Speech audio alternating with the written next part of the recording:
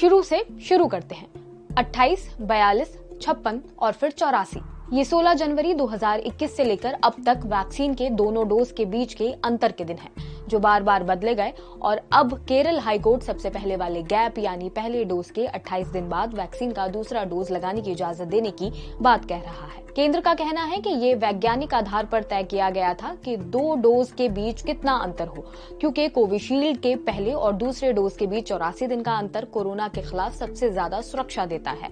हालांकि कोर्ट ने केंद्र को कोविन पोर्टल पर बदलाव करने के लिए कहा है, जिससे लोग पहले वैक्सीन लगवाने के लिए स्लॉट बुक करा सकें। वैक्सीन गैप पर WHO की गाइडलाइन के मुताबिक ही इसे 21 से 28 दिन रखा गया था। बाद में हुई स्टडीज के आधार पर इस अंतर को 42 दिन से 12 से 16 हफ्ते तक बढ़ाया गया। कोविशील्ड के अलावा ब्रिटेन में भी फाइजर वैक्सीन के लिए 2 डोज के बीच 3 से 12 हफ्ते तक का गैप रखा। वहीं ऑक्सफोर्ड एस्ट्राजेनेका के लिए ये गैप 4 से 12 हफ्ते का रखा गया।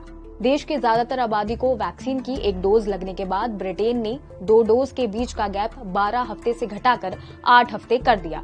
अमेरिका में मॉडर्ना और फाइजर बायोटेक दोनों के 2 डोज के बीच गैप नहीं बदला गया। वहीं दोनों वैक्सीन के दोनों डोज के बीच 21 से 28 दिन का अंतर है। देश में 16 जनवरी 2021 को वैक्सीनेशन की शुरुआत हुई। इस वक्त कोवैक्सीन और कोविशील्ड दोनों डोज के बीच का गैप 28 दिन रखा गया था। मई में कोविशील्ड वैक्सीन के गैप को बढ़ाने का फैसला किया गया, क्योंकि अंतर कम करने की सहूलियत केवल कोविशील्ड में ही है।